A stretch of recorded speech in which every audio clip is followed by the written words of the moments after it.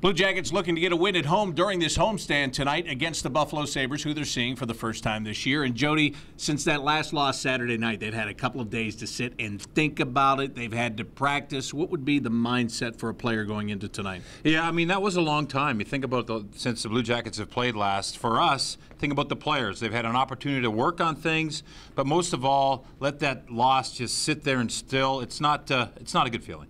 It got a little bit testy at times in practice this week, too. Yeah, that's to be expected. A little level of frustration, I think, has crept into this group. They're pushing each other. There's been a lot of, I think, set up one-on-one battles by the coaching staff. They want these guys to get after each other, so I think they're ready to dial things up here. Well, young defenseman Marcus Nunavara knows that they haven't gotten wins in the last 2 games, but he doesn't think they've played all that badly.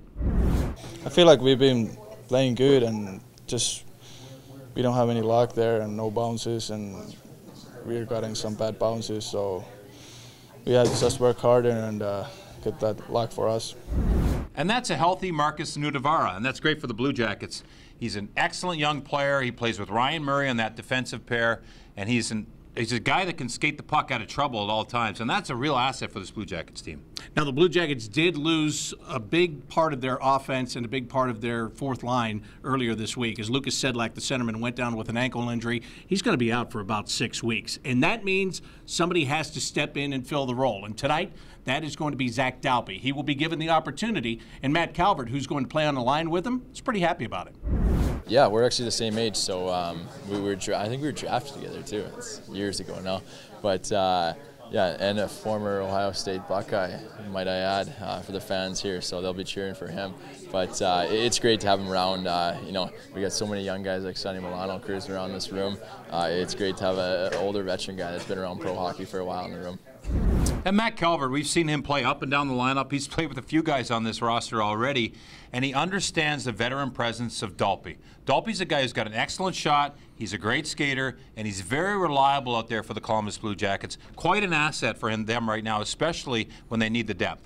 Let's talk about the Buffalo Sabres right now. They did not get off to the start that they wanted to, but they've turned it on the last couple of games. Last night, they played at home. They shut out the Detroit Red Wings by the score of 1-0. And what makes them go? Well, one line stands out for sure, and that is Evander Kane. He's out there with Jack Eichel and Jason Pominville, who returned this year from Minnesota. Yeah, he got traded to Minnesota a few years ago. He had a good time there, but he's having a great time being back. He's at the top of this organization right now. He's fast. He's played over 900 games in the National Hockey League. A welcome return to the Buffalo Sabres.